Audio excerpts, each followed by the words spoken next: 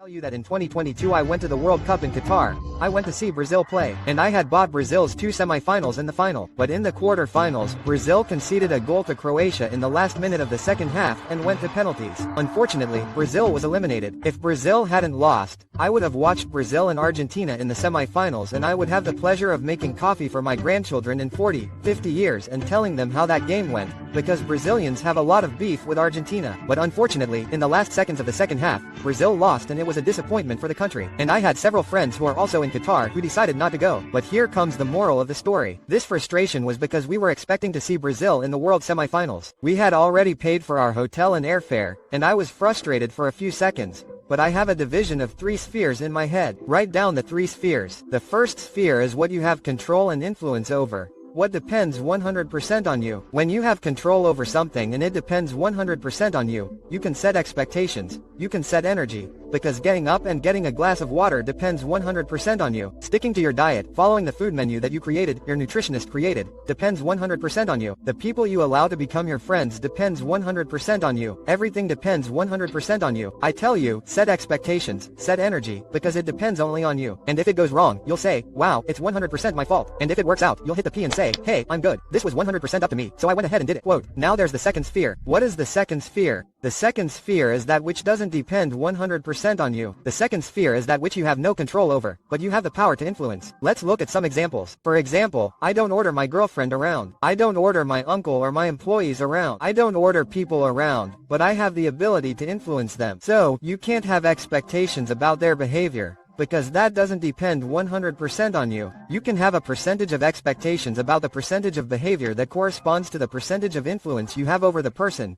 but never about the final result, because that will generate frustration in you. Oh, my team didn't do what I wanted. Oh, my girlfriend or my boyfriend didn't do what I wanted. Oh, you can't order people around. How can you let your happiness and expectations depend on the behavior of a third party that does not depend on you? You only have the ability to influence. It is very emotionally immature to allow yourself to be very frustrated expecting behavior from a third party that you do not control, that you have no control over. This is a lack of emotional intelligence. So the first sphere is to have absolute control. I put energy and expectations into it because it depends only on me. The second sphere is that I have no control, but I have the power to influence. And the third and final sphere is that I have no control and no influence. Oh, over something that I have no control, I have no influence. I cannot outsource my happiness or my expectations to that because it does not depend on me. I will give you several examples. I went out to train, it started to rain. So I started to sulk, so I stopped running on the street because now it started to rain. Yes, it is raining. Immaturity. Over something that does not depend on you, you have no power to influence, you have no control, it is up to you to react. You have to accept and adapt only to that. So, it started to rain, either I run in the rain or I train indoors. But I can't be sad because it's raining, because that doesn't depend on me. A big case that happened all over the world was the pandemic.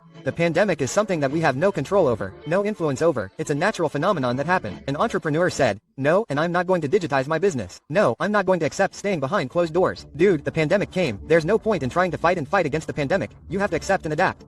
Quote. So, these are the 3 spheres.